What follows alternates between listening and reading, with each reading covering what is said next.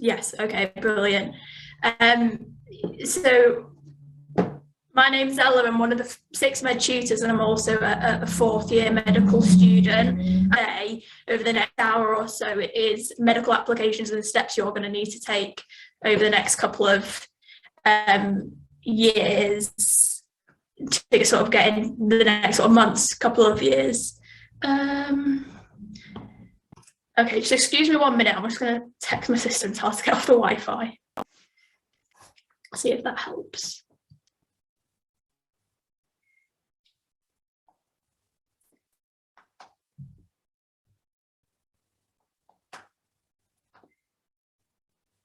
Okay, I'll carry on, but if my Wi-Fi cuts out and you guys miss anything, just let me know and we can go back over it. So the first thing that I'm going to talk a little bit about is medicine for you? I'm guessing most of you here will know that it probably is, but some people aren't sure at your stage, so just going to cover a little bit of that to start off with. So reasons to do medicine.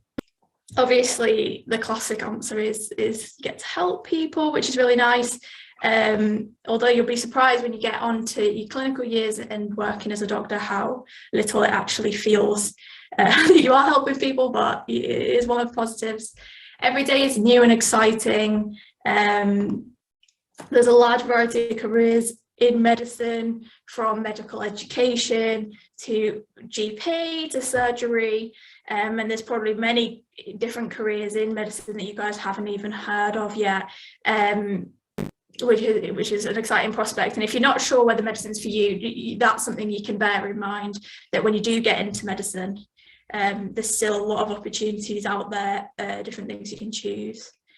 Chance for leadership. Most people will ask at your interviews, why doctor, why not nurse or paramedic or any of the other healthcare professions, and leadership is one of the big reasons why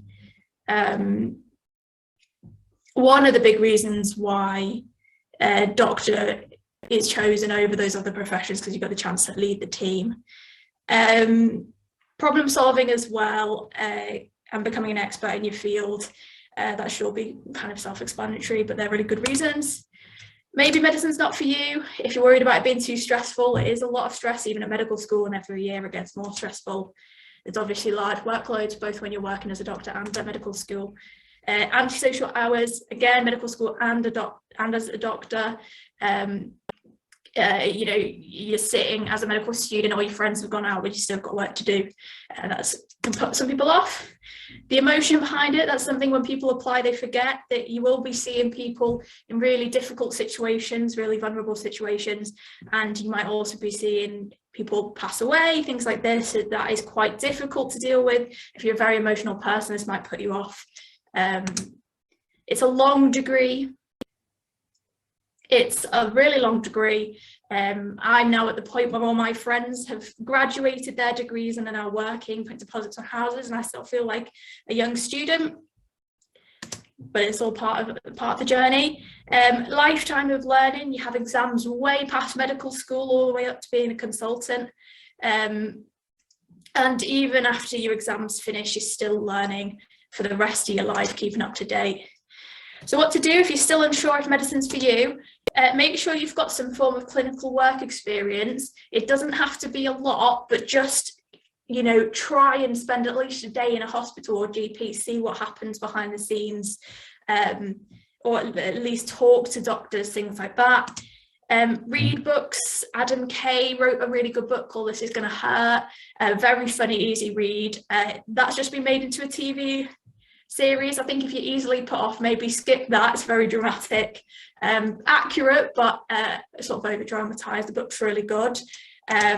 Online courses which cover sort of the medical content to see if you're actually interested in the science, and talk to medical students. So on these sort of webinars, if you do have any questions, please ask them. And go to open days if they're still on, and there are sometimes medical students that you'll know through friends. They'll always be happy to speak to you. So the first step on your journey to choosing which medical, well, on your medical school application is choosing which medical schools you're going to apply for. Yeah, I'm just going to talk through some things to consider when you're choosing which medical school is for you. The first, have a look at the location. Now, a lot of people will say location is not that important when you're choosing your medical school because, you know, all medical schools are good medical schools and most of you will just be happy to get an offer. But if you are thinking about where to apply, consider whether you want to go to a city university or a campus university. That's just preference, really. They're all great. Campus is nice and closed in. You'll be living alongside students, sort of away from cities, and then a city, you're going to meet people outside of your university, and there's sometimes a little more to do, but that's just preference. Think about, do you want to be near your family or move further away and explore somewhere new? Again, that's just preference. Most people like to find a good balance of that, just far away so your parents can't drop in unannounced, but close enough that you can go home when you want them. Cost will matter to some of you. You know, most places will cost similar, but think about London will be a little bit more expensive than up north, for example. Really important to think about what type of doctor you might want to be. So when you go on to placements in your university, sort of in your later years, you will be based near, you know, whatever university you're at. So for example, I'm at Manchester, so the healthcare that I'm experiencing is large city healthcare in quite deprived areas. And that's obviously going to be very different if your university is in a more rural area where you're going to experience like maybe older people, slightly different accidents, things like that. So something to think about. If you do want to go in the future into sort of city healthcare or rural healthcare, you might want to go to a medical school that reflects that, so your learning is more based on that. Some universities will move you for your placement years. It's something to think about. I know when I applied, I wasn't aware of this, but for example, at Manchester, you can be moved up to Preston, which is about an hour north of Manchester for your final 3 years. Similarly, St Andrews in Scotland also move some of their students for their placement years. So just be aware of that when you're applying in case you don't want that to happen. Another thing you can consider when you're choosing your medical schools is teaching, the type of teaching that they do. So there's 3 types of teaching, and they're split into traditional, which is lecture-based teaching, and it's similar to the teaching you probably have experienced during your A-levels. PBL-based teaching, which is clinical case-based teaching, and it's more similar to how you'll learn as a doctor. And then most universities have adopted this integrated sort of learning style, which is a mixture of those two. I'm not going to talk about integrated because it literally is just a mix between traditional and PBL-based. So starting off with traditional teaching, it's lecture-based teaching mainly, and it mainly focuses on the science and the academics that underpins medicine. They put the scientific knowledge first, and then later on in your degree, they introduce this clinical knowledge, sort of how to diagnose, things like this. And often they expect you to write, you know, a couple of essays a week. You hand in a lot of work to get marked, and the universities that are famously traditional based is the 2 Oxbridge unis. They're still mainly traditional. PBL based is sort of becoming more popular now, and I think it throws people off a little bit because it's harder to imagine than a traditional learning. So each week you're given a different clinical case based on the theme of whatever the week is. So maybe the theme's asthma, so you're given a patient who has asthma, and you break down the case, ask questions about it, and then discuss it in small groups. So yeah, you discuss it in groups of about 10 students, break down, oh, this is what I don't know, so these are the questions I'm going to go home and research.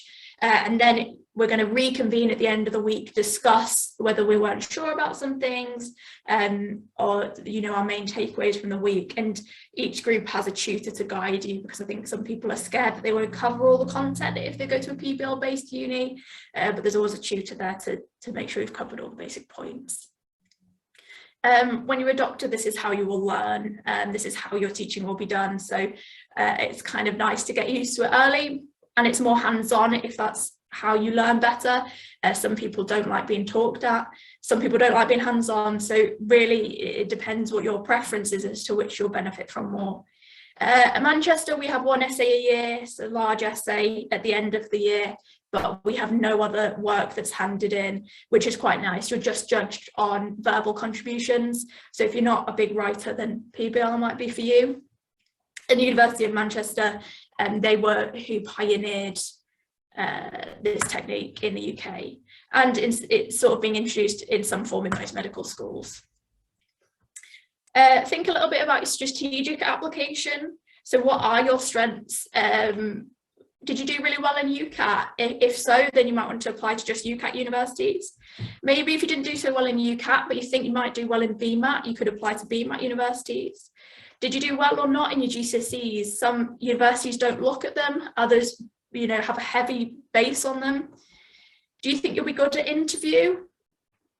And so just sort of break that down, and don't apply to a university that has heavy UCAT weighting if you didn't do so well in your UCAT. That's all I'm trying to say in this slide. Just think about that. You might also want to consider whether you want to do full body dissection. Not many universities do that anymore. There's only a handful that do. Some people want to do it, some people don't. I do recommend it. Manchester does full body, and so I did it in my first 2 years. It's nice that the first time you hold a scalpel up to someone isn't on a live patient. Get used to handling, the anatomy and surgical equipment early on, and it's a nice hands-on way of learning your anatomy. It's also worth saying that if a university doesn't offer full body dissection, they will still have anatomy classes. You just won't have the chance to dissect yourself. Early clinical experience, again, talking about Manchester, from your first year, you get the chance to go into GP practices and hospitals once a semester just to talk to patients and get a feel for what working in a hospital will be like. Other universities only let you do this in later years, so think if that's something you want. Intercalation, all universities will offer intercalation, which basically means taking a year out to do a separate medical related degree. So everywhere will offer that, but some universities include it in their degrees. So I think Nottingham used to, I can't remember if they still do, but they used to have a slightly longer course that included getting an extra degree by the end of it. Any extra qualifications, so the chance to publish, any essays that you write, things like that. And the course length, you can have course lengths from 4 years to 6 years. 4 years, you have to do a separate degree first, and then most of them are 5 years, but you might want to do 6 years, depending on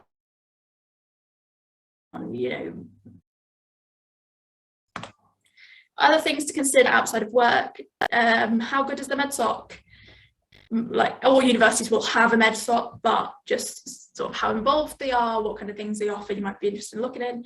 Other societies outside the medsoc, obviously nightlife, days out, things like this, having a nice work-life balance. You look into that as well as your learning.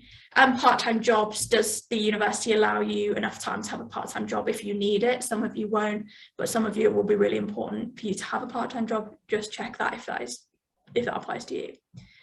So you've decided which unis you think you're going to apply to, so it's time to apply.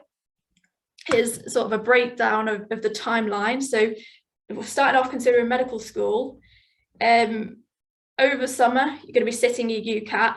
And some of you might be a bit younger, so this might apply sort of in a year's time or so, but in whatever year you're thinking of applying, July to September, you sit your UCAT. You get your score on the day of the UCAT. Then 15th of October is usually the UCAS deadline for medical students. It is earlier than other students, so just don't get caught out by that. November this year, they're sitting the BMAT, but sometimes they offer a September sitting as well. Interviews between November and February, but they can be literally all over the place. It could be outside that time frame. And then between February and May, you can get your offers. Universities are very sort of eclectic with when they give their offers.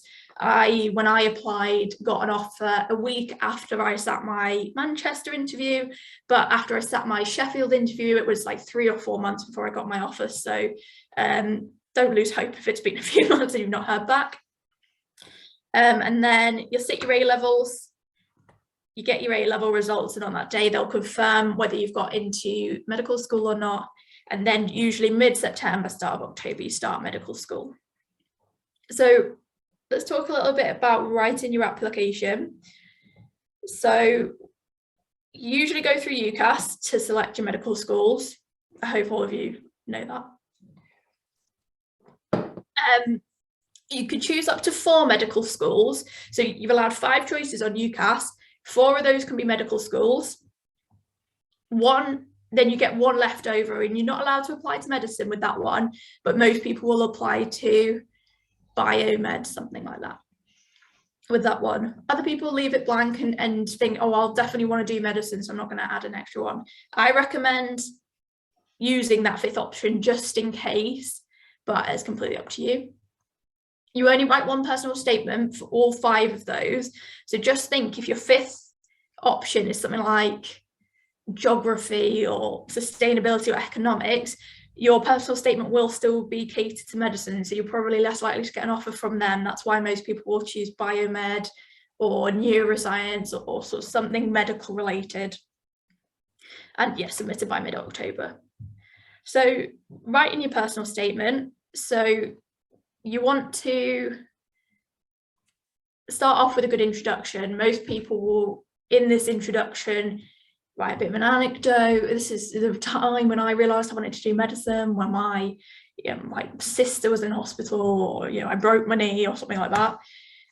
Make sure in this introduction you explain why you want to do medicine, just nice and concise, like at least 1 or 2 sentences on why you've chosen medicine. Then usually the next paragraph you'll write a little bit about your work experience. And then in the final paragraph, you might include other things such as, were you head of house, head girl, worked for a society, did some other volunteering, had a job, things like this. Oh, did any extra courses or read anything about medicine? So then you put that usually at the end. It's really important that, like, the number 1 mistake that I see when I mark through people's personal statements is that they talk about what they did, and they did all these amazing things. They went and worked in a GP, and then they were in a care home, and they had all these extra jobs, they did all this extra curriculum stuff, but they don't talk about what they learn, and that's really important. Most medical schools don't care that you haven't had this sort of super long committed clinical work experience, as long as you can say, like, oh, I worked in a charity shop and this is what I learned, it improved my communication skills, my team working skills, this kind of thing.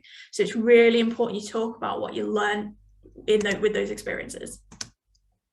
So you must have some form of work experience. It's not really, I know it's harder for you guys going through COVID, but there is still stuff out there, so try and get it.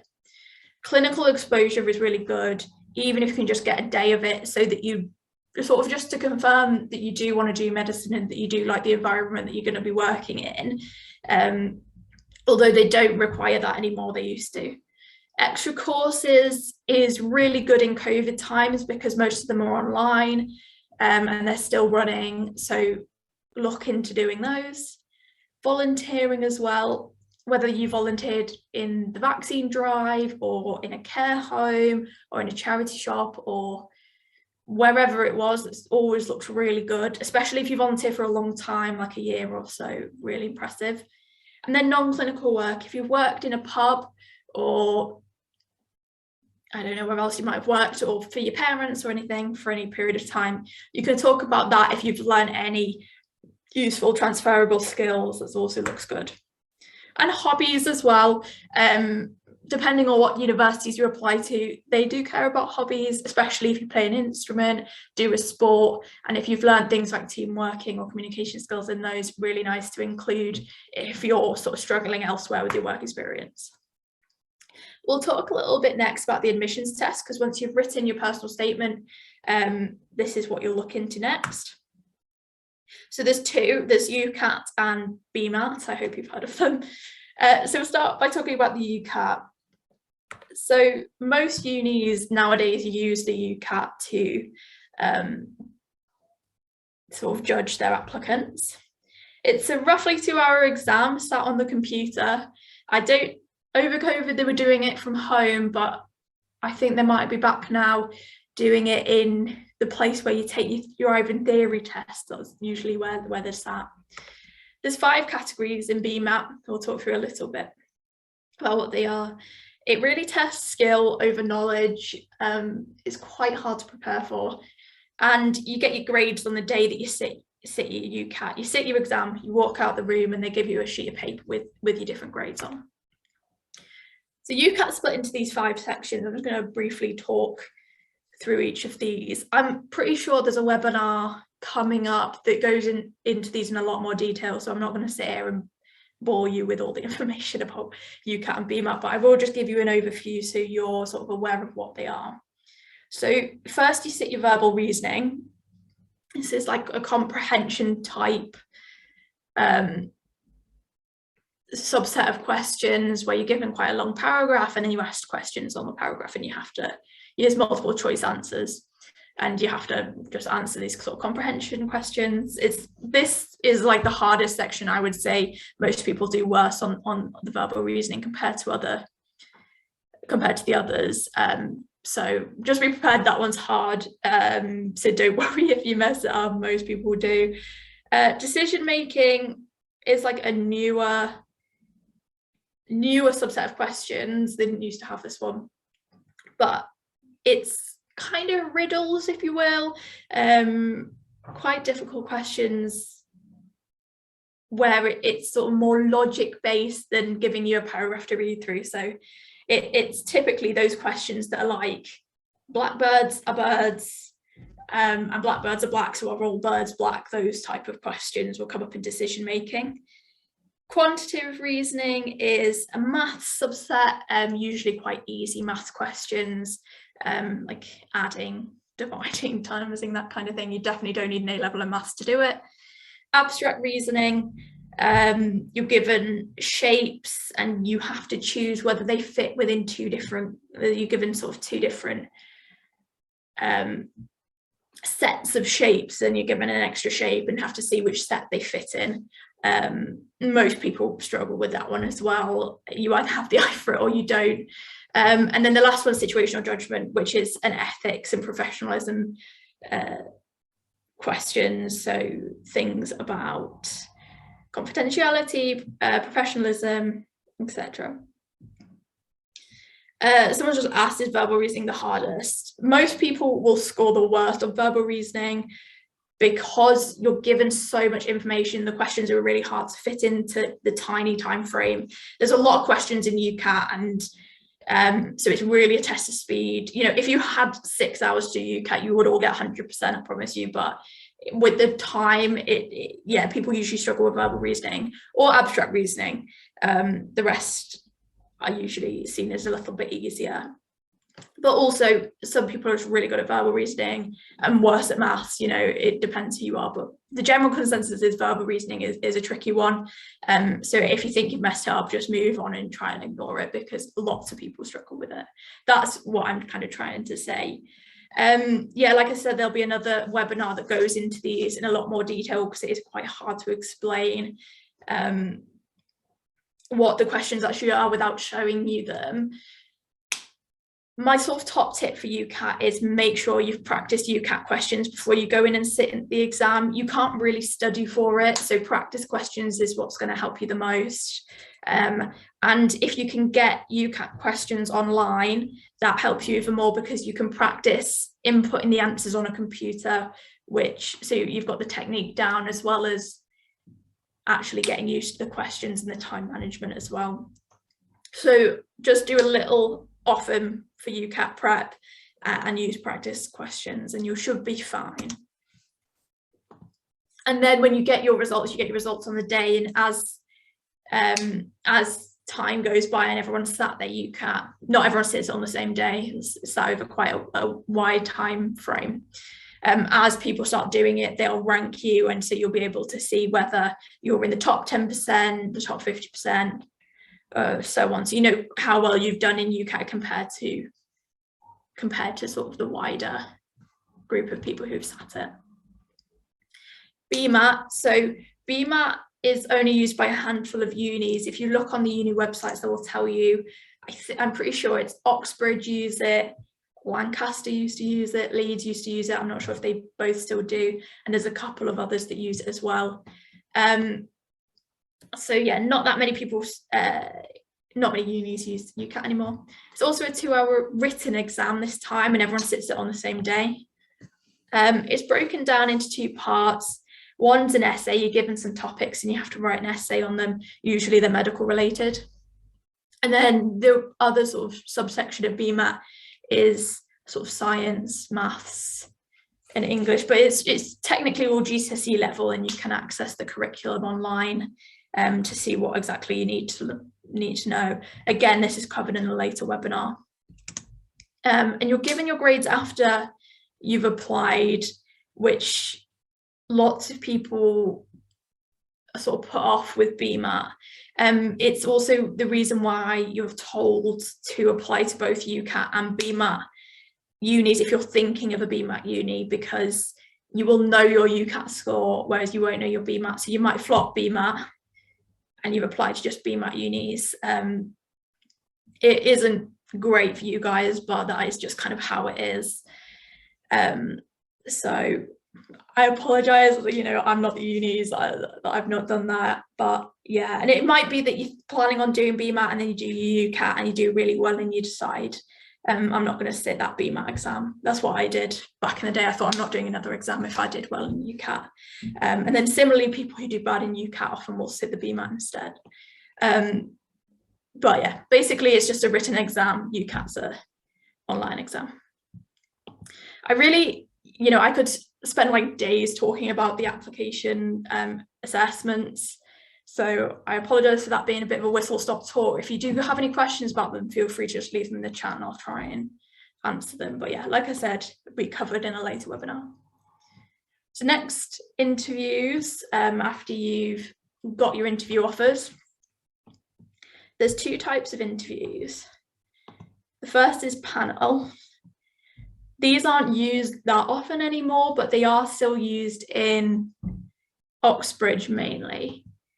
And what it is 1 interview, although some other, I'm pretty sure Oxford does it over 2 or 3 interviews.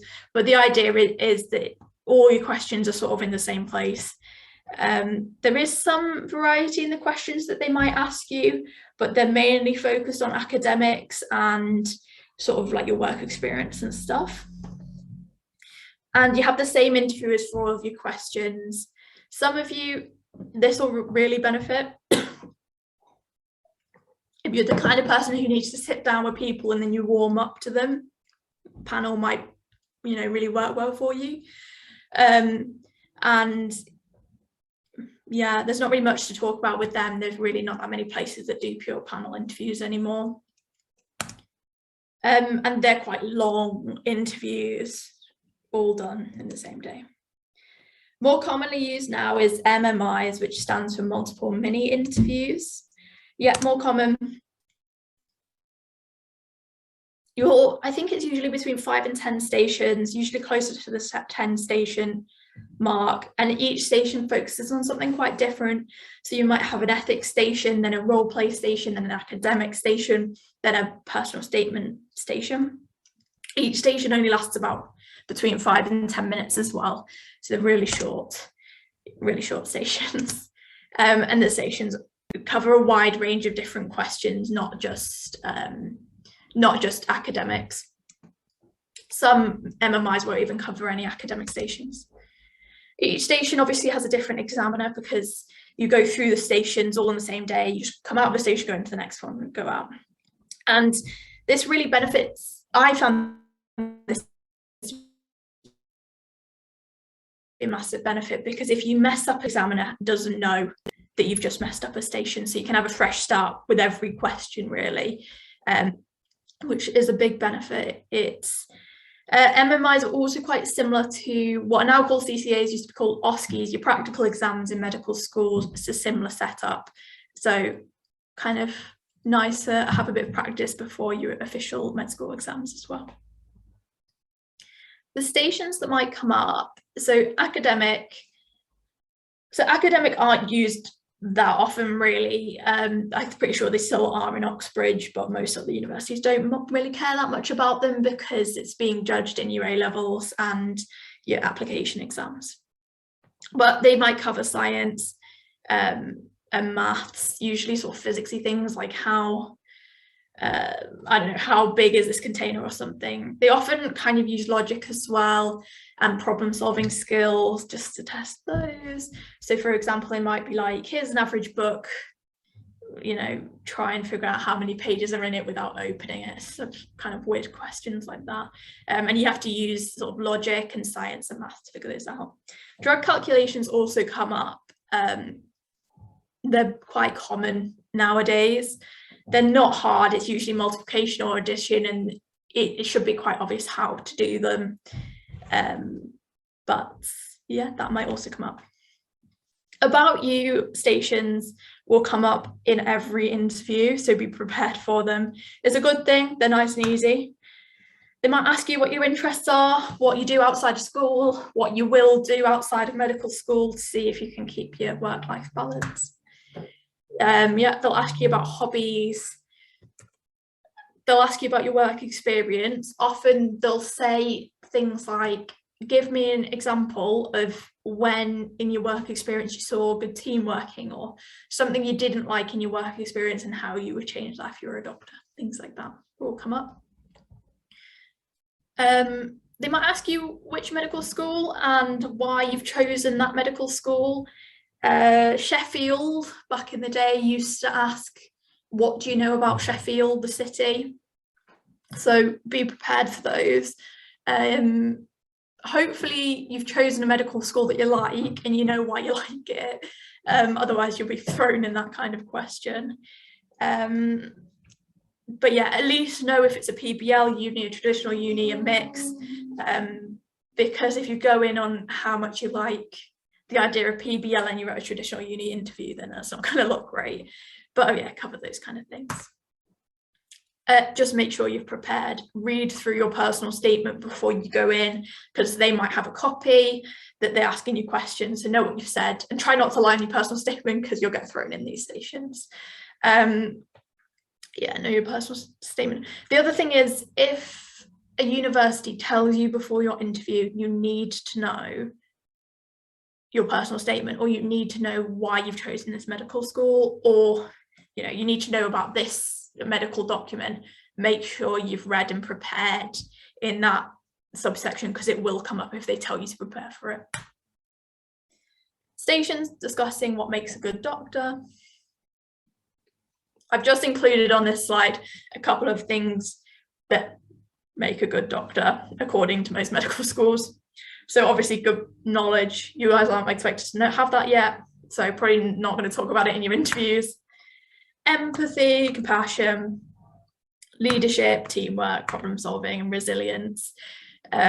Make sure you've got examples of work times in your work experience or in your life outside of school or inside of school, where you've demonstrated these qualities, because they might say, give me 3 qualities that make a good doctor and give me examples of when you've shown those qualities or when you've, you know, worked on those qualities. That's usually the kind of question that can come up with what makes a good doctor. There's the GMC, the sort of big medical council, has some documents on what makes a good doctor. There's one called Tomorrow's Doctors, Good Medical Practice. Those 2 are the sort of big ones. Have a read if you're interested. They're always good to reference in interviews. So yeah, you can talk about those as well if you're super prepared. Ethics will definitely come up.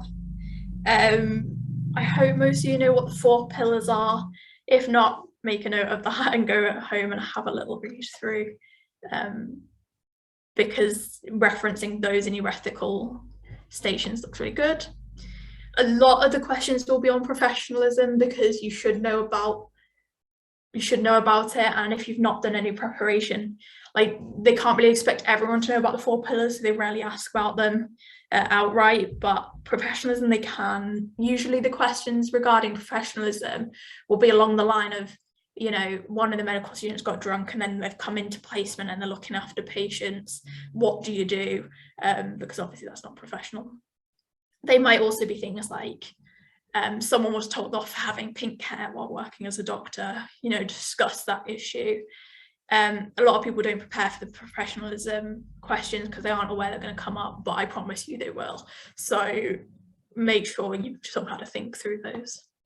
And you should have already covered professionalism while you prepared for your situational judgment of your UCAT if you did sit it. Consent comes up quite a lot. Informed consent, those ideas. Confidentiality, most of you all know about. It's another one that can come up because most people have heard of it. So, you know, when you can share information and when you can't. Resource allocation might come up. That's that typical question of, you've got 1 liver and 4 people who need it, who do you give it to? And decision making can also come up. Things like a nurse is giving a patient some medication, but it's the wrong medication, what do you do? Those kind of questions. But ethics will definitely come up, so make sure you're nice and prepared. And there's absolutely loads of ethical questions from interviews online, so you should be able to prepare for those quite nice and easily. Role play pretty much definitely will come up if you're going to, like, the northern unis, typically the less academic ones. They could be medical role plays, so you're a doctor, here's a patient, talk to them, find out why they've come in, take history. They might be ethical, so someone's making a complaint, or you have to talk to another doctor about something, but the concept's ethical. There might be a Breaking Bad News station. Quite a lot of the time, Breaking Bad News does come up because it's nice and easy. But the situation will usually be something like, you've run over your friend's cat, tell them. It's sort of the kind of question that can come up with Breaking Bad News. Person interaction. Person interaction came up for me in my Sheffield interview back in the day. They said, this is a real life cancer patient, talk to them about their cancer journey. And they're just looking to see how you can, like, compassionately talk to these people, see if you're good at communication skills, basically. And there might be some others, things like, this is a difficult receptionist, try and book a doctor's appointment, things like that. Weird and wonderful stations. Some unis really like a strange station. They put them in to try and throw you off. So it's really important that you just try and stay as calm as possible, because that might be what they're trying to test. You know, doctors got to be nice and calm, so they might be trying to see how you deal under pressure. Ones that I've seen come up, 21 questions, that game we play as a child where someone pretends to be something and the other person has to guess what they are by asking 21 questions. It's like, are you an animal? Are you a plant? And narrowing it down. That came up for me, and it doesn't necessarily mean it will be medical themed. I think mine, she was pretending to be a rose bush and you had to try and figure it out with 21 questions.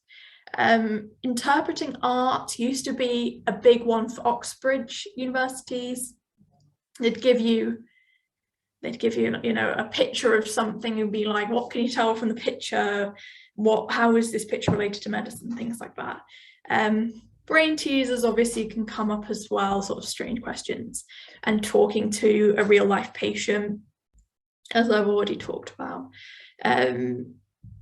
As you go into your stations, they usually put like a little couple of sentences about what you're about to do just before you go in. So if you get outside a station and on the list it says, oh, you're going to do a 21 questions, or it's got something really strange you're going to do, sing a song or whatever, then you should have about 30 seconds to just try and ground yourself, be as calm as you can. And just remember that if you're really thrown off and you do badly, you can just move on to your next station and sort of, if you mess up that one, you're not going to fail everything. So I just included it just so you're aware that they can come up, these strange stations. Yes, just some top tips for interview. Be prepared, know that if you're going to go into an MMI or a panel, most interviews are there to test your communication skills and not your knowledge. A lot of universities are just trying to gauge an interview whether or not you're a good fit for them. For example, I'm at Manchester, as I've mentioned about a million times. They really care about good communicators and compassionate doctors. And so in their interviews, they're just trying to look and see if you can talk to people, to see if you can stay calm under pressure, things like that. They really don't care about knowledge. I am very aware some of you might be sitting there thinking, I'm definitely applying to Oxford and Cambridge, and they do care about knowledge. Yes, some of the academic universities do care a little bit more, but I would say majority of the medical schools use interviews to see whether or not you're going to be a good fit for them. Yeah, if you don't know an answer, move on to the next station if it's an MMI. And you know, you can be honest with the examiners. You can say, oh, I don't really understand what you're asking me, can you frame it in a different way? Sometimes if there's like a role play, you can say, oh, do you have any extra information? I don't really know what to ask next. And sometimes they do have information that if you ask, they can give it to you. So just be nice and honest, nice and calm. And if you completely mess it up, just move on to the next station and try not to let it impact your next couple of answers. I know that's easier said than done, but that's what you've got to try and do. I know that I got an offer from Sheffield, and one of my stations I completely messed it up. I almost cried in the station, but I still got an offer overall. So you just got to try and move on to the next station, stay nice and calm. And if you're told to prepare on a topic, please do, because you will get caught out if they've said, you know, prepare on this topic and you don't. It's, you know, it's easy marks that you're losing at that point.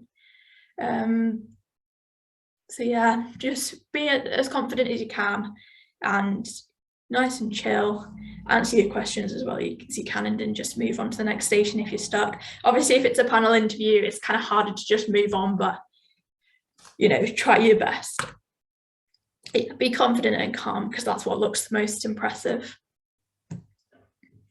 So once you've got your offer and you're thinking about, yeah, well, you know, I've got my offers now, what do I do next? So let's say you did get at least one offer. The first thing I'll say is, don't be disheartened if you only got one medical school offer. That's still really impressive. Medical schools are super competitive, especially after COVID. They've become sort of even more competitive, and most medical students and doctors will have only got one or two offers. If you get more, that's really, really impressive. It is super rare though to get all four of your offers. You've got to choose your firm and your insurance. Most people will choose their top medical school as their firm, and then they will choose their fifth option as their insurance. Most people get their fifth option. But if you do have two medical schools who have different grades, you can always obviously put two medical schools as your firm and insurance. That's just completely up to you. But make sure you know, firm and insure them. So once you know you've got your grades and they've confirmed your firm or your insurance, whichever one you're going to, you'll need to put in your choice of accommodation. Obviously, the universities will walk you through these. Just some sort of top tips for accommodation. Usually split into either self-catered or catered. That means some accommodations, I'm talking about university halls, by the way, when I say accommodation, some will have, you know, your meals prepared for you. They're called catered accommodations. And then other accommodations are self-catered. That means they don't prepare your meals for you, but you're given a kitchen, so you make all your food yourself. Most medical students will choose self-catered just because we have slightly longer days than other students, which sometimes means if you're on placement or, you know, you've got like an evening lecture, you might miss a catered sort of meal timings. But if you want catered because it makes your life easier, that's obviously fine as well. That's just like one medical school tip for accommodation. And yeah, but it should all be pretty self-explanatory. This kind of comes at a later date and your university will tell you about them. Student finance, you'll get a message from them at some point for applying, and you use student finance for your first 4 years of your degree, and then if you've got 1 or 2 more years left of your degree, the NHS gives you a bursary for that instead of using student finance. But that's all nice and self-explanatory, and they'll talk you through that when that comes up. And then some of you might apply for a deferred place and you might be taking a gap year. If you are taking a gap year, I just recommend you really enjoy it. Medical school is a lot of work, being a doctor is a lot of work, so just try and enjoy your time, and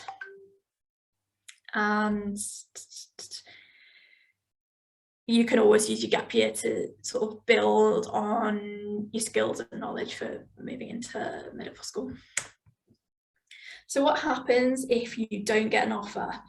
I've kind of listed the top 4 options that people take after getting rejected. The first thing I'll say is try not to get disheartened. Medical school is super competitive and a lot of people don't get in first time. I would say most people on my course didn't get in first time. So, you know, try not to get disheartened, and if medicine is really for you, you will keep trying, and you'll get there in the end, I absolutely promise you. And also it's worth thinking about the positives of not getting in first time. If you're an older student who's developed your skills with whatever year off you've had, then you will be a better medical student and doctor because of it. So try not to get disheartened. I know it's really hard. So what most people will do will reapply the next year.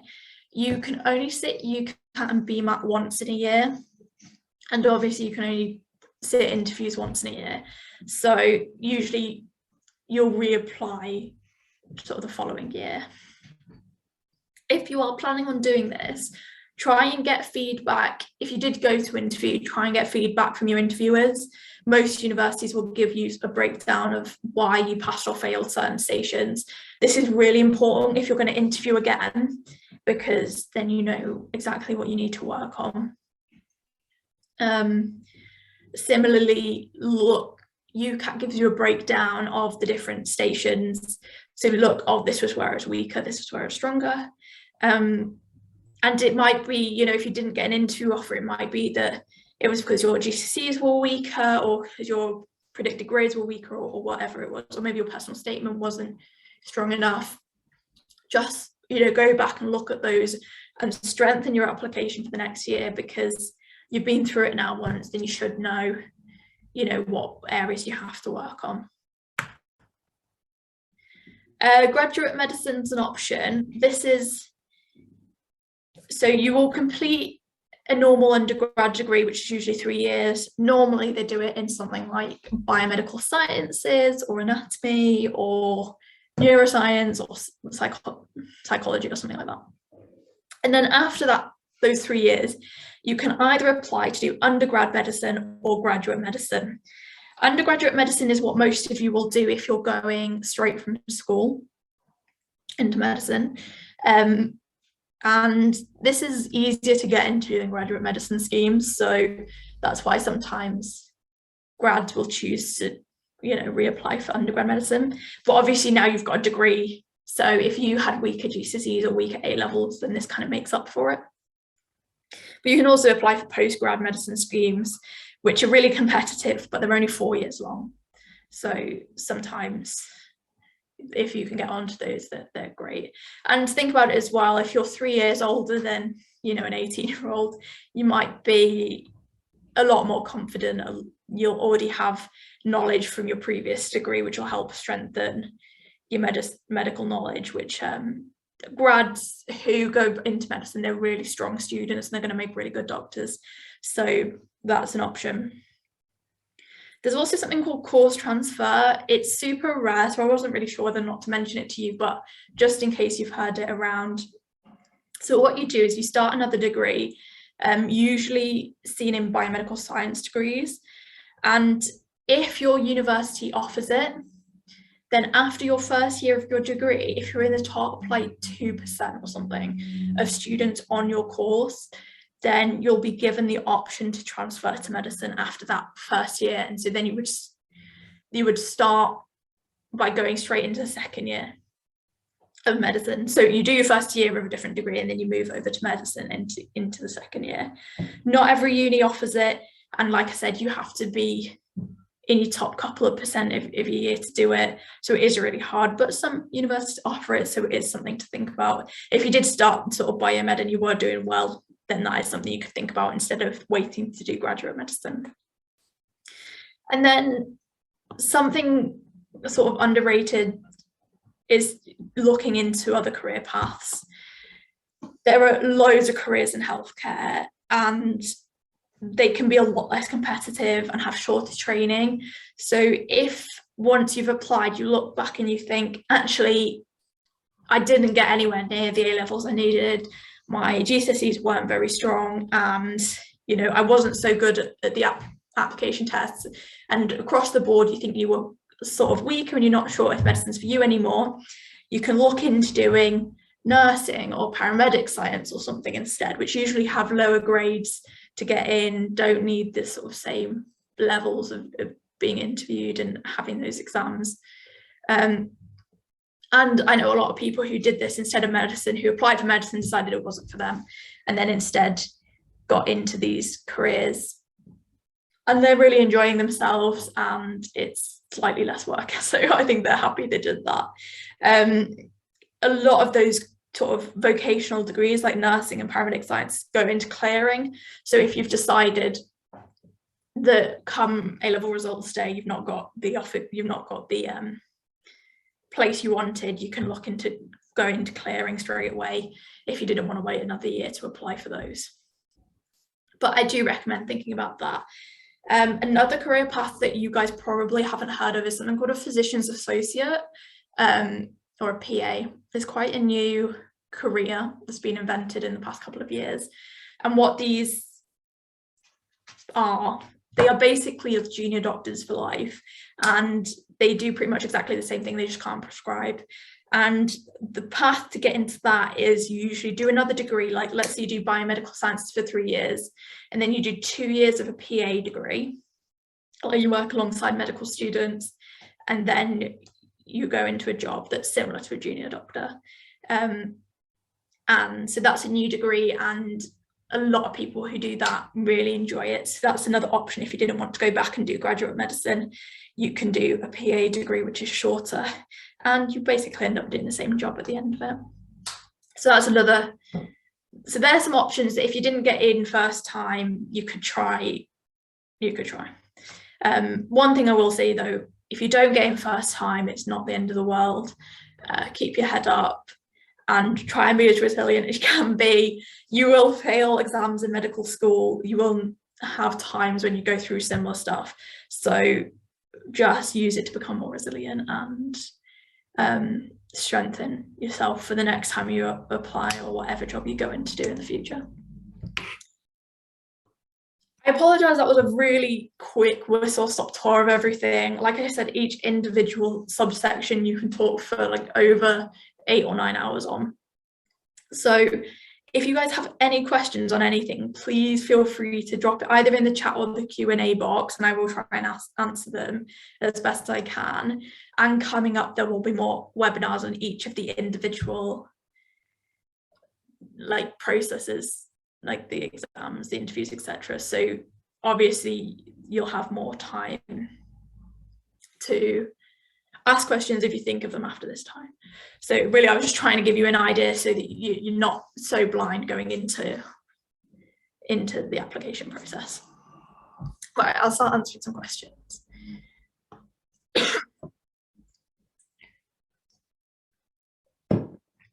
Okay, so someone's asked, how do we know what universities prefer? Well, in terms of like GCSEs, etc. Most universities will tell you at their open days or on their websites what exactly that they look at. Other is sort of word of mouth, and I'm sure you guys have heard of the student room, websites like that. Usually you can find out by looking. Some just famously base their ideas on certain subsections. So for example, Newcastle Medical School famously looks at GCSEs. So if you have strong GCSEs, like Newcastle is a great option for you. Most will heavily look at UCAT. So yeah, I guess you just look on their websites and try and talk to people, and usually you'll be able to find out relatively easy. But if you don't know, I guess you've got to be strong across the board.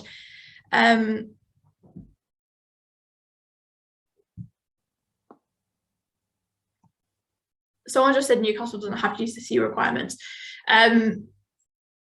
That's sort of famously what they looked at.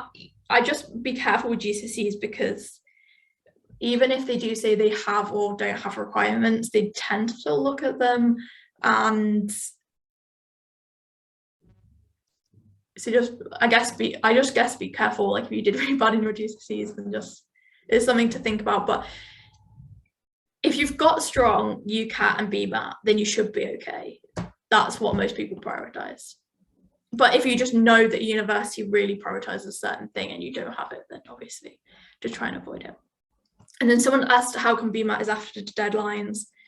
I don't know why they've done that. That just is the case, and you won't know your grade before your deadlines. And that's why sometimes it's better to do UCAT as well and apply to a UCAT uni, just sort of as a safety net in case you do sort of flunk your BMAT slightly. It's annoying though. Yeah, do you have any recommendations to get ready for UCAT, like what courses to take? Yeah, so SixMed does courses and you can buy questions from them. They are really, really good. Like the number one resource though that I will say you should all use for UCAT is UCAT's website. UCAT has past papers on their website and they were really good, and they are set up in the same way UCAT is that you'll take on the day. So you can sit and do the exams if you were sitting a real UCAT.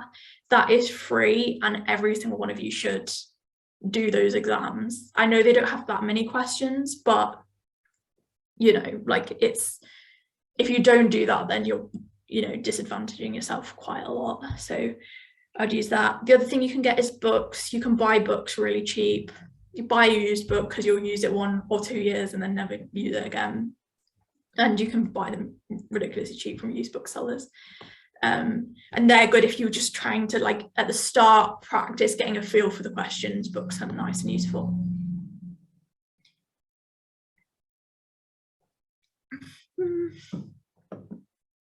Would there be disadvantages for working nurses who want to go to med school? Absolutely not. Because if you're already a working nurse or a healthcare assistant, or even like I know someone who went into med school after being a cleaner in a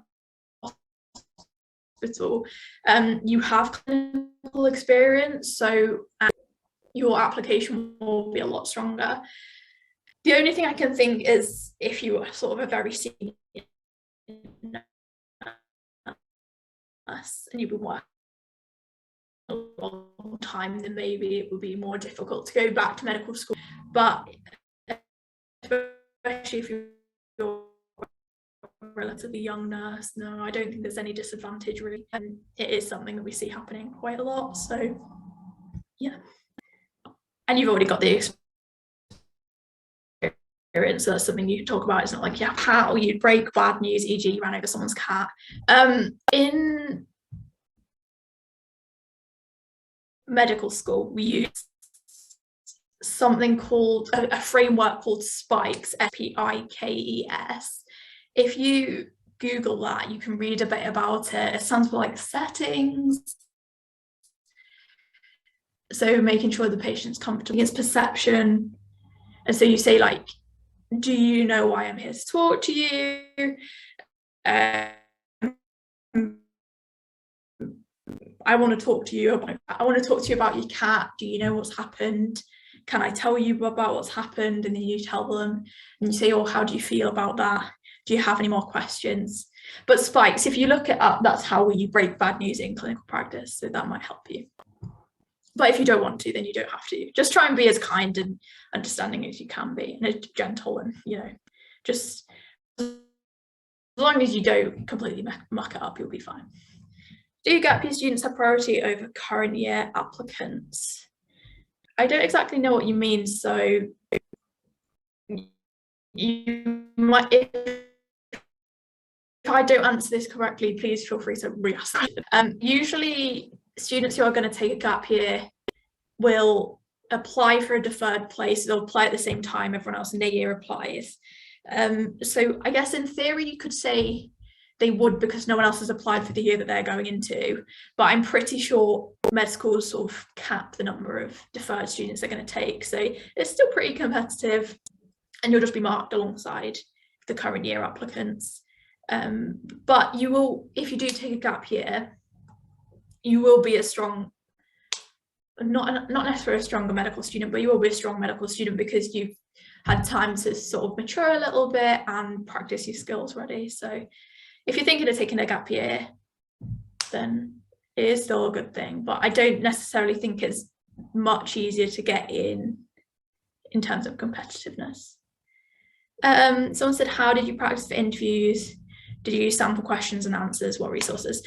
I can't remember any of the websites I used. I'm pretty sure I just Googled interview questions for medical school, and some websites have like hundreds of questions in the different categories. So I would use those, and I used to practice with my friends. Pretty much just would do like mock interviews with each other. And the other thing is maybe for like ethics questions where you might want to plan your answers a little bit more, you can just sort of brainstorm, like write the question in the middle of a piece of paper and brainstorm what you'd include, how to make that a balanced argument and things like that. I'm pretty sure Six Med definitely does interview courses.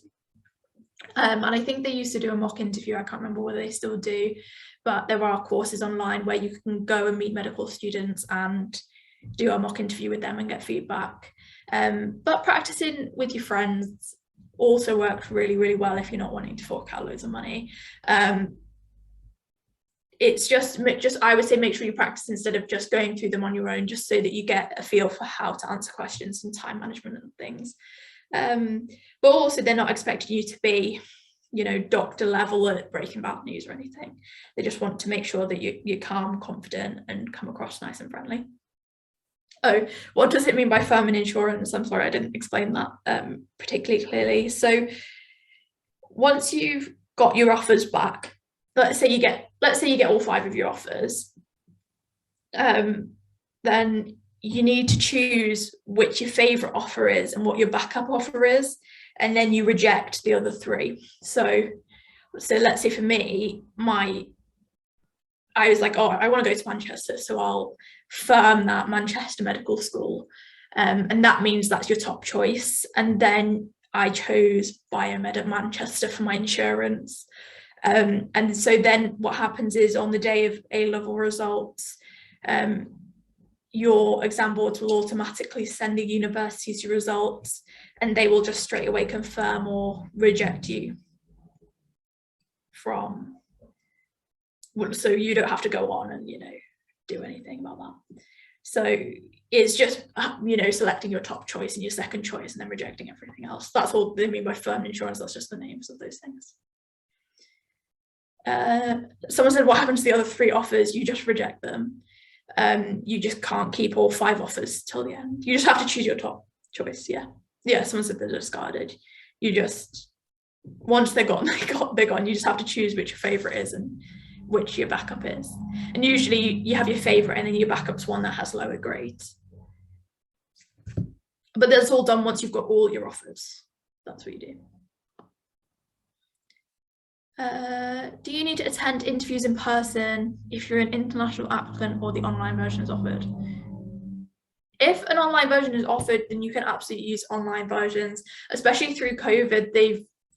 Most of the interviews have been online. But if the online version is offered, you're not at a disadvantage.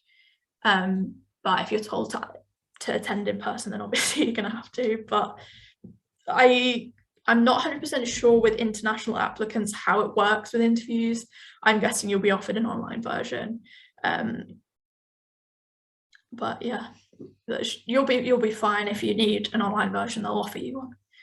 How long is each station in MMIs? I'm trying to remember off the top of my head because I get confused with practical exams in medical school. I think they're about 9 minutes or something like that, but each medical school will vary slightly in timing. And then on top of that, you're usually given a minute outside each station to switch over and then read the little card which explains what your next station will be.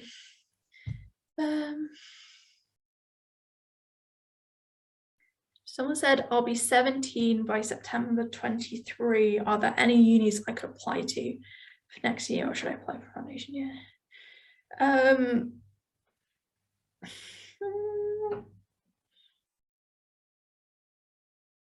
So I assume you mean you'll be 17 and like finished your whatever qualifications you're taking. It's a good question because I know some times you can't go into clinical practice GPs and hospitals and things before the age of 18. That's a good question. I'm not 100% sure on. I would say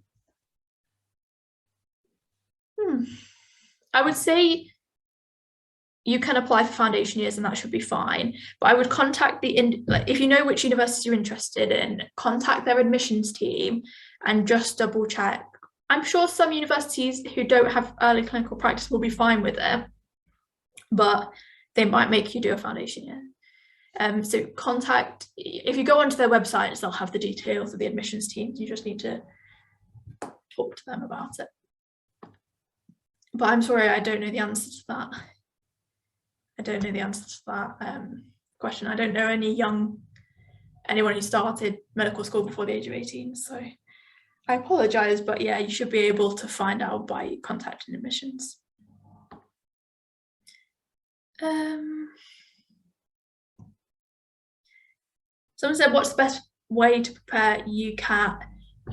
Getting either an online or paper resource of lots of questions and just doing a couple of questions each day for a long time, just little and often, because you want to get a feel for what the questions are like, because it's not like you can sit down and learn the content.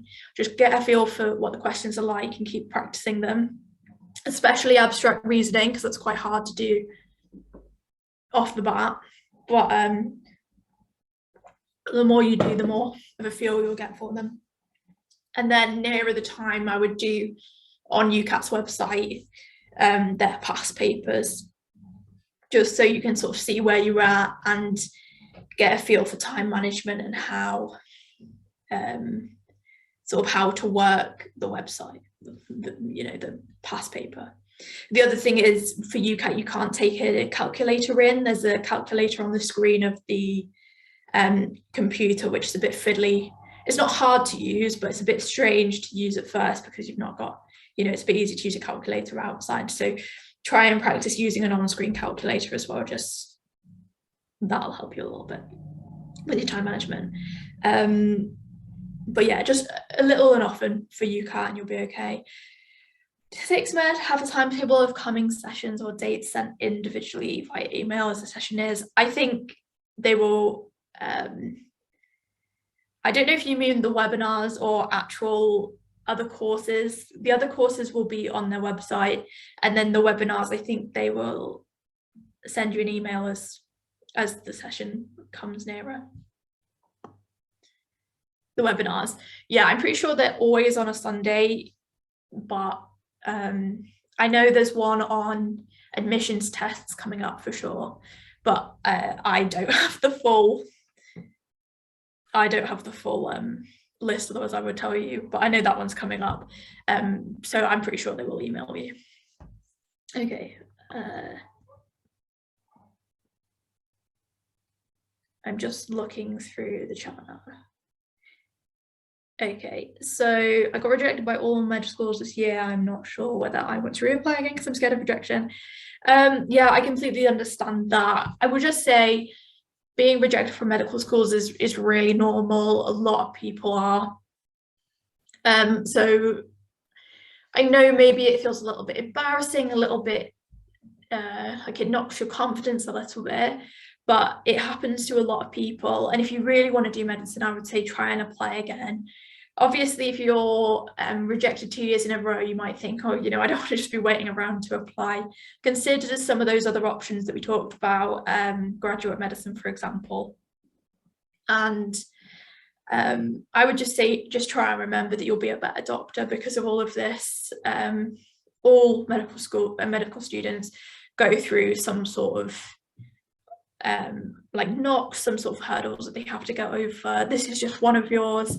And so if you really want to do medicine, just try and pick yourself back up, go back through all your feedback and strengthen it as much as you can. And I hope if you do decide to apply again, you get in this time. I hope you do a little bit better.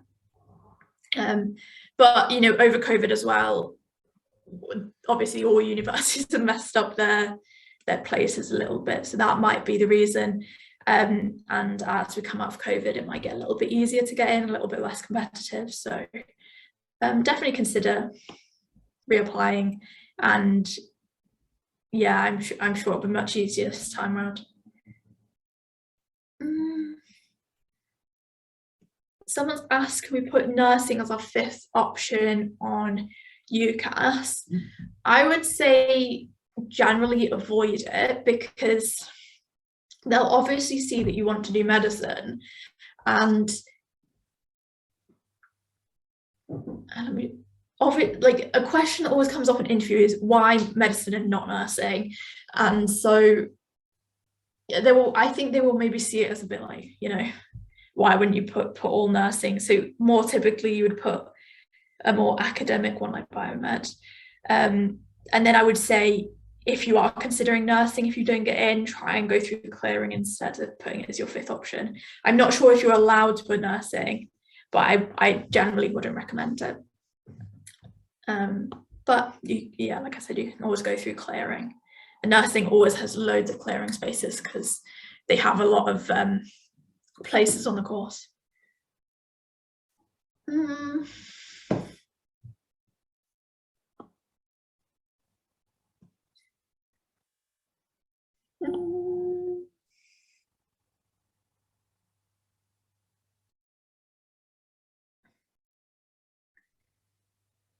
Should we consider the rank of a uni as a criteria for selecting it as our choice, or it doesn't matter? I would say medical schools, don't bother with ranking. All medical schools are good medical schools. It doesn't, so after your 5th or 6th year of medicine, everyone who is about to become a junior doctor gets ranked, and this is based on your exam results. And if you're at the top, you then choose like, oh, I want to go to this hospital. And then as it makes the way down the rank, obviously hospital places are taken up. So if you're right at the bottom, you'll still get a job, but you might be in somewhere that you weren't as keen on going. But you know, whether you went to Cambridge or Manchester or Newcastle, that isn't taken into consideration. It's how well you do. So I wouldn't consider the rank. You know, you're going to be a good doctor no matter what uni you go to. The only reason why I would say consider somewhere like Oxbridge instead of, you know, a different university would be if you were more interested in going into like research, because they obviously focus a little bit more on academics. So I would say don't think about the rank, but maybe think about what the university specialises in, if that bothers you. But it will absolutely not affect you as a doctor what rank your university was. All medical schools are good medical schools. So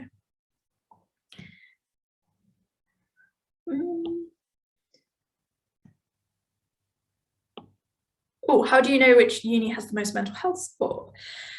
That's an interesting question.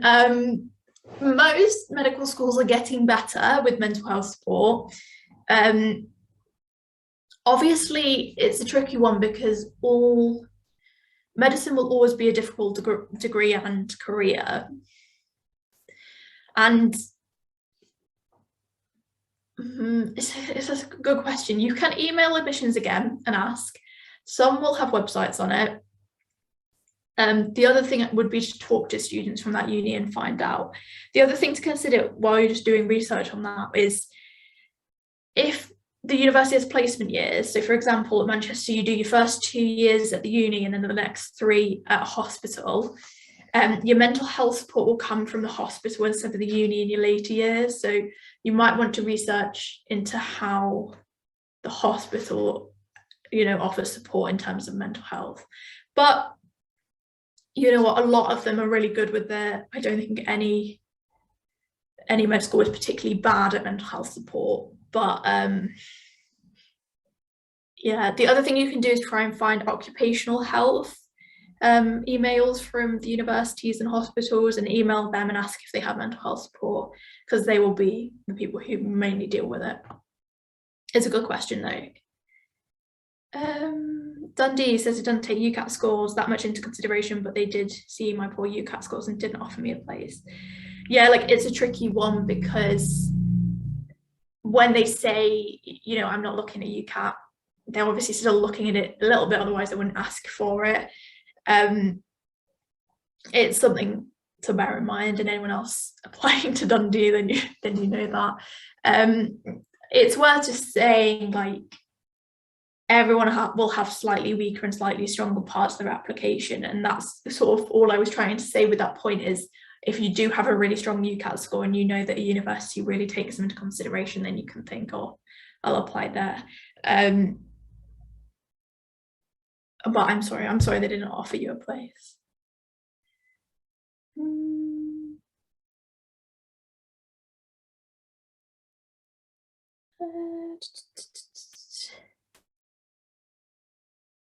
Yeah, everyone in the whole country is ranked. Yeah, so after medical school, so I do 5 years, so after my 5th year, so about this time next year, everyone is ranked. It's mainly based on, at the end of your 5th year, you take a situational judgment test, like an ethics test. That's the thing that mainly contributes to it, but then there's also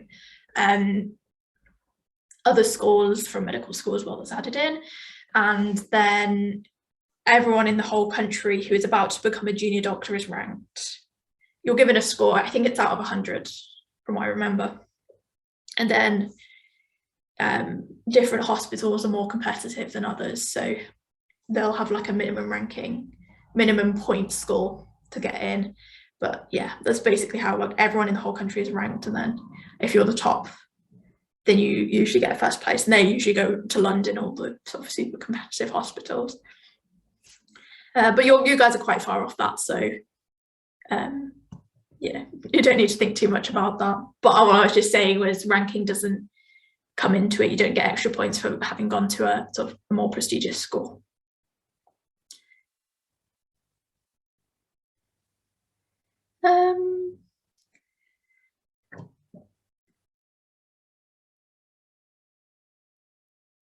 So the exams for placements will be the same for undergrads and graduate medicine students. No, that's I'm not going to remember what the name of the graduate med application exam is, but it is very similar to UCAT, but it is slightly different. I think it's slightly harder, but you take it at the end of your undergrad degree before you reapply for medicine. GAMSAT, that's it. Yeah. Thank you, Katie. I completely forgot what it was called. But it's relatively similar feel to UCAT. I obviously never sat GAMSAT because I did undergrad, but yeah, it is a different application exam. Thank you for everyone who's saying thank you. Thank you all for giving up your Sunday and coming in to this talk. And I do hope it's been helpful. I know it has been a whistle-stop tour, and I do apologise for not going into much detail. Obviously, future webinars will. So thank you. I've got a couple more questions. I will answer your questions. So if you do have no more questions and you don't want to hear the rest of the answers, feel free to leave at any point, and enjoy the rest of your weekend and your Easter. So someone's asked what clearing is and how it works.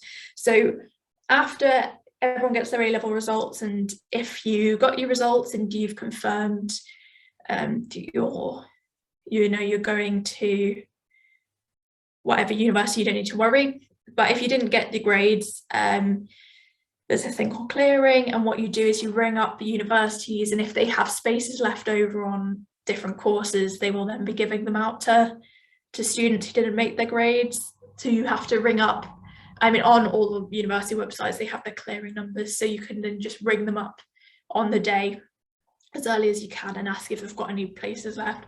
Some medical schools do go into clearing, so you can always try ringing a medical school and asking, but there will absolutely be clearing for other degrees. So you just ring up on the day available results if you didn't make your grades, and they might have leftover places that they can give you. But obviously try universities other than you apply to as well, because they might have some. And then there's also something called adjustment, which is if you do better than you expected and you want to try and get a place at another university instead of the ones you've firmed and insured, then you can always do that. And you don't have to reject your offers to do that. You can just sort of inquire first. But a similar thing, just go on the websites, they'll have a page on clearing and they'll tell you what you need to do for that if you do need it. Do you recommend trying to enter medicine in different countries? If you do, could you give me some tips? So obviously I didn't apply for other countries, so I don't have any like personal tips, but often, especially the European medical schools, have lower grade requirements than the UK ones. So it is something that if you don't get in and you don't think that your application is strong enough, you can consider doing. I know people who've done it in Romania and I want to say Hungary. I can't remember. One's definitely Romania. And you know, you can get a degree that you can use over here as well. The only thing is obviously just some tips, some very basic tips is like don't apply to one that speaks a different language. If you don't speak that language, that'll be confusing for you. And some European medical schools are easier to get into, but they're a bit more competitive during the actual degree, and you can get sort of culled out throughout the degree. So just make sure you've researched into exactly how their degree works and what you need. But I do know people who went abroad and did their degrees abroad and really enjoyed it. So it is something else you can consider, and there'll be absolutely loads of websites on it. And so yeah, it's something you can consider if you don't make the grades. But I don't know much about the actual application process, so I apologise. But yeah, it is something to consider. If you want to go do medicine in like the US, it's obviously much more competitive. And the other thing is as well, you can't get student loans if you go to a different country. So you would have to get probably bank loans if you can't support yourself. That's just something else to think about. Are people ranked nationally or in a uni? Because I've heard that person who was first in the year from a less well-known university might be beneficial in coming 16th in a more prestigious uni.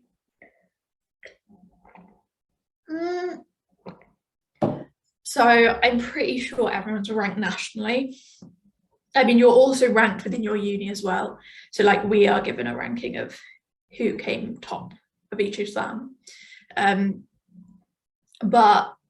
it is true that they just don't take the university into consideration with that ranking. So if you did really, really well and you're from a less well-known university, then you probably still would rank higher than someone who was from like Oxbridge, who was lower in their year. I think, you know, what you just got to think about is that university's teaching style, etc. for me. Because I can tell you, I know Oxbridge is an absolutely fantastic universities, but I wouldn't have benefited from that type of teaching. I much prefer hands-on teaching. So just think more of that, where you're going to thrive more, because they are national exams, you take it for final. So yeah, it doesn't really matter which university you go to. For medicine, at least, it's yeah, medical school is just medical school. It doesn't vary that much between universities in terms of prestige. I've answered all the questions that are currently on the chat, so if you have any more, I'll hang around for a couple more minutes and answer any more if any of you have them. If not, feel free to leave.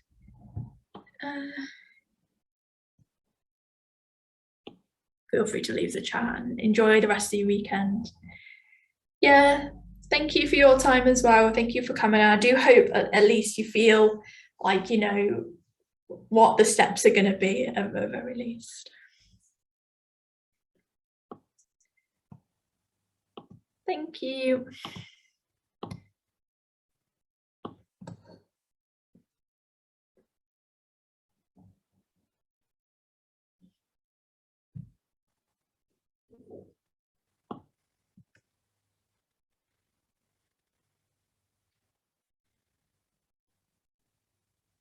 Have any of the rest of you got any more questions?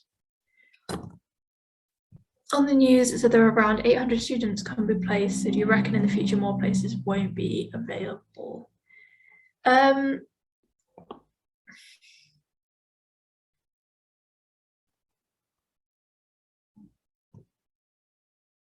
Okay, so yeah, so this is the sort of issue from COVID, is that they overshot how many offers they gave because they thought everyone would do quite badly in their A levels. But then back a couple of years ago, the students didn't sit their A levels, and instead their university place was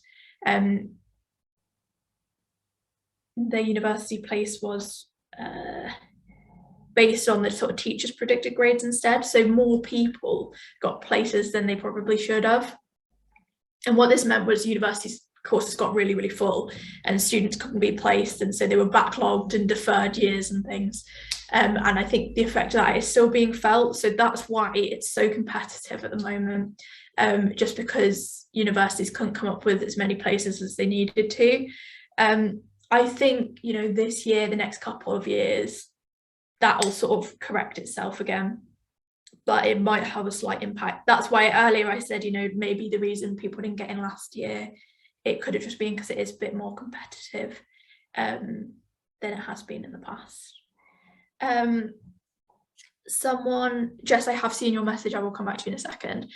Someone said, do you know any free resources which we can use for prep? Yeah, go on to UCAT website for UCAT resources, because theirs are free. And then BMAT might also have some questions for free as well. And also go on to, you know, the medic portal, student room, places like that. People often leave links for free resources. Some schools as well will keep UCAT and BMAT books and pass them down.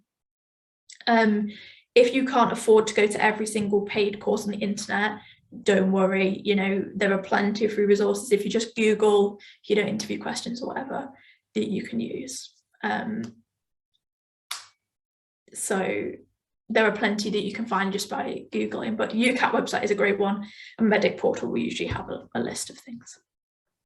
Okay.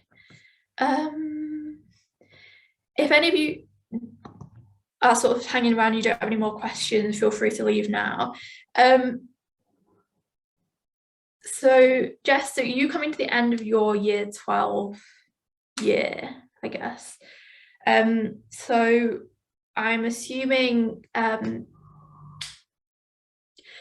actually, Jess, can you hang around for like 10 minutes? I can just quickly go through the PowerPoint again with you if you want. Just whiz through it. Or if you prefer me just to give you sort of, okay, if you just bear with me, I'll come back in 1 second, and I'll go back through the sort of end part of the PowerPoint with you.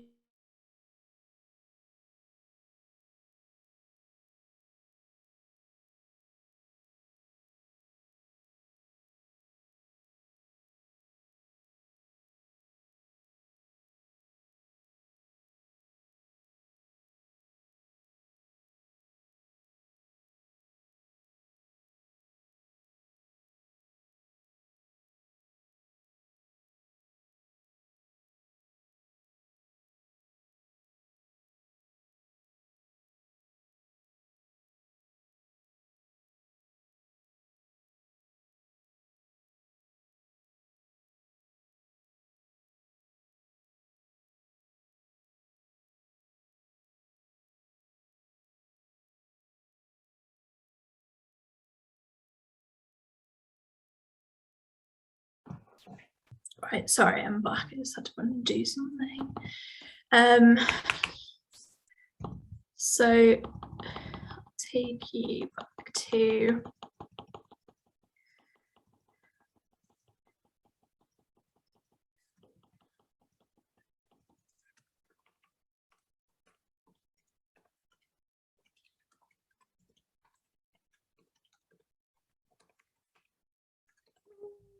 here.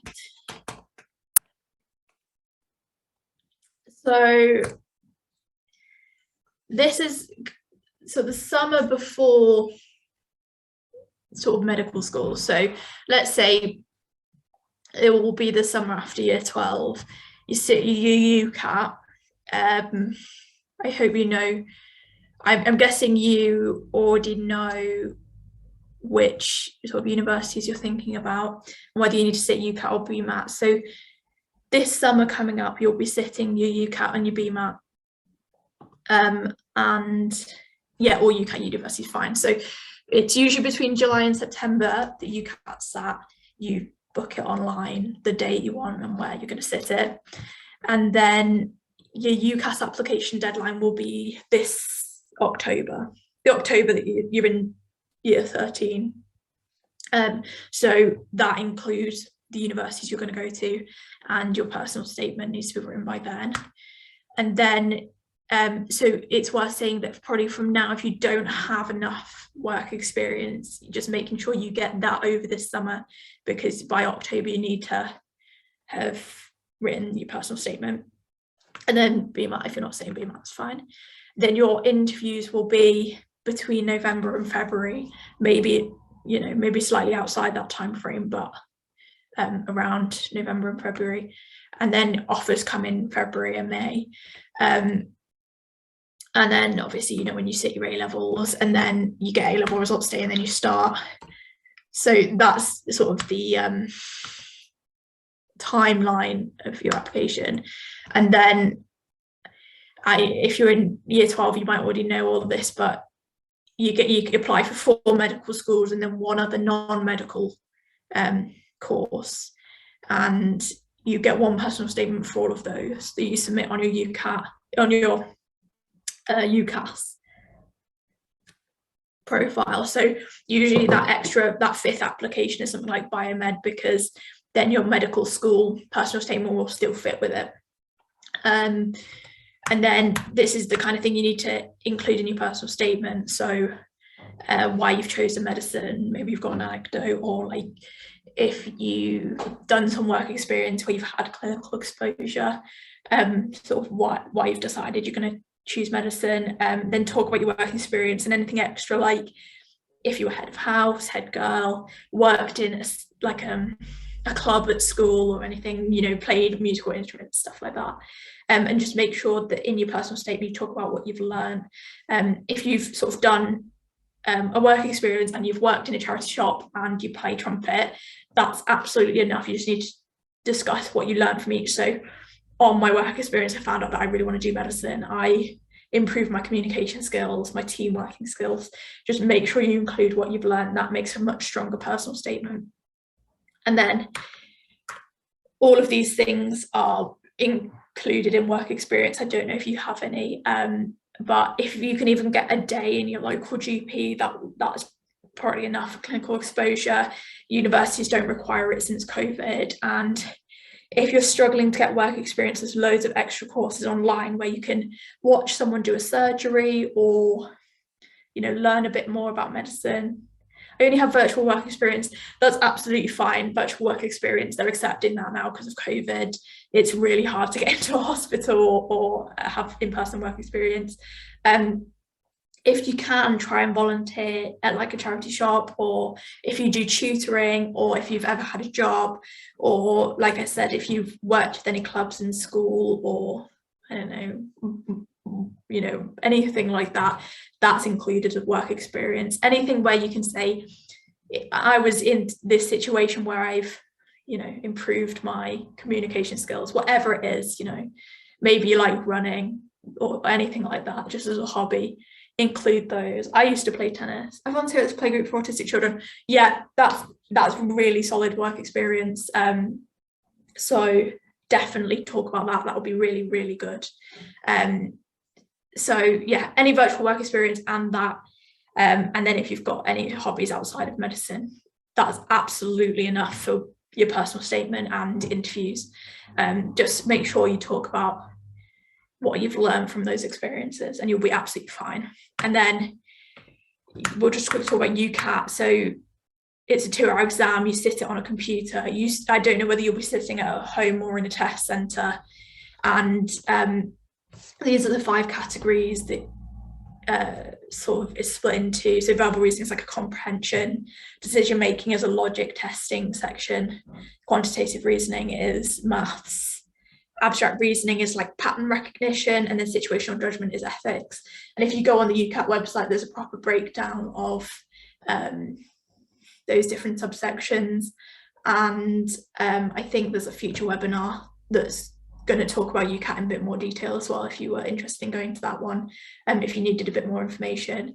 With UCAT, just practice questions, because it's quite hard to, you know, actually do normal revision with it. UCAT's website has some, SixMed has some that you can pay for. UCAT website is free for their question bank, and just get a feel for the questions before you sit it, because that's the best way of getting better at UCAT, is just practicing questions and making sure your timing's good, and yeah, practice on a computer if you can. But you know, go on the UCAT website. Something I forgot to mention, the last 5 participants can know, UCAT used to be called UCAT. So if you ever see any question banks called that, then you can also use those questions. They'll be exactly the same. And then we won't talk about BMAT if you're not doing BMAT. And then if you're at UCAT universities, most of your interviews will be MMI, which is sort of 5 to 10 short stations testing things like ethics, personal statement, why you want to do medicine, some academic stations. And MMIs are good because you're going to move between different examiners for each station. Stations are about 5 or 10 minutes long. So I'm assuming there'll be more webinars and courses on that to come as well. Yeah, academics quite self-explanatory. If you're told to prepare for an about you station, make sure you prepare. What makes a good doctor, you'll also be told if the station is going to come up, to prepare, especially if you need to reference. There's a document called Good Medical Practice and Future Doctors, which are good ones to read for what makes a good doctor. And then ethics, just read a bit on 4 pillars of medical ethics and professionalism. And you should be able to do well in those stations as well. And role play might come up, which is usually just communication skills. And then there can be some strange stations come up, so just be prepared for those and try and stay calm if you see them come up. Yeah, top tips is to basically stay calm and prepare if you know a topic's definitely coming up. And interviews really are looking at communication skills and not knowledge, so don't stress too much about them. And then confirming your offers, that will all be on the UCAS website, and you probably know a bit about that already. And then I just talked about, I don't know whether you saw this bit, but what to do if you don't get in. You can reapply the next year, you can do graduate medicine, or can consider other careers. So that's sort of like just sort of a quick overview, just so you know exactly what steps are coming up. I'm sorry I missed the start of it. No, don't be sorry for being late. I'm sorry you missed it. And if you email SixMed, they might send you my PowerPoint. I'm fine. If they're okay with sending it, then I'm fine with that as well. But hopefully now at least you know the steps you're going to take and roughly when you're going to do them. Do you have any questions?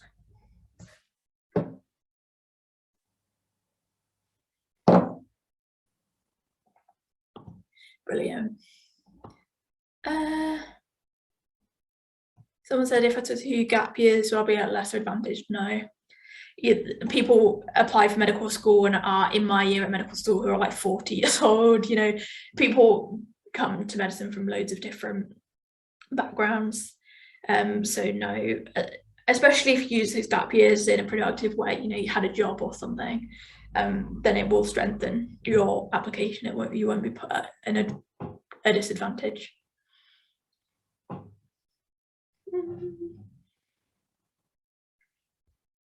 Do any of the rest of you have any questions?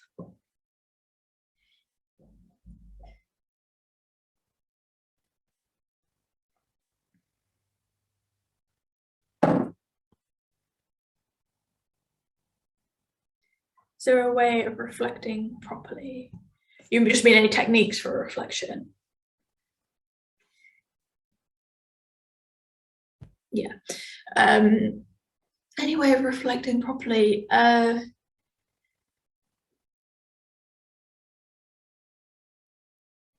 think just sort of thinking about what you've learned. This is just like important for all application, all medical application.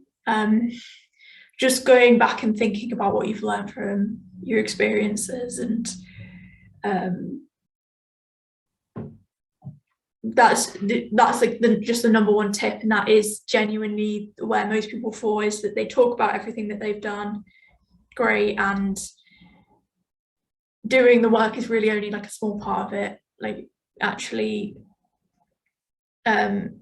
understanding what you've learned from it is sort of the biggest, I don't know, the most important thing in reflection, just thinking about what you've learned, and being then able to apply that into future situations. That was sort of a wishy-washy answer. I hope that helped a little bit, but yeah, it's hard. I'm not good at reflecting myself, so yeah, it's tricky. Can you talk about what do you mean by wrong things? Oh, things that went wrong. Yeah, absolutely. If you learn something from it, that's what's important. Even so, in medical school, you have to keep a portfolio of things, of reflections, and you mainly talk about what went wrong. And so absolutely, if something went wrong and you've learned from it, so if you didn't get in and you've learned, so let's say you don't get into medicine and you reapply the next year, then you can say, you know, I didn't get in, but I've taken all these steps and I've learned this X and Y from it. You know, things that go wrong are just as important as things that go well. So as long as you're not just going like, oh, I was awful and, you know, I've not learned anything from it. Obviously don't do that. But if you learn, you know, valuable things from it, then obviously you can mention that. And similarly to if that comes up in an interview where they say like, what skills do you like, what are your sort of weaker areas of skills? You can always say, you know, I'm not so good at public speaking, but I've done X and Y to improve that. So obviously you can talk about sort of negatives, just as long as you've learned something and tried to improve from there, then yeah, you can use that.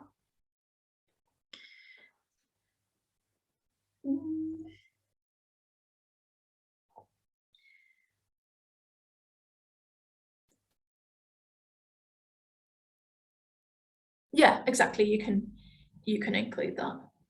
Definitely include working as a HCA, because it's really impressive and you will have developed so many skills from that.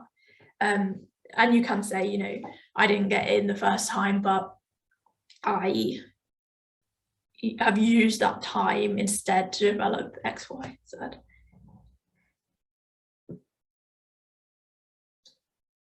Thank you for coming. Any more questions before I end the webinar?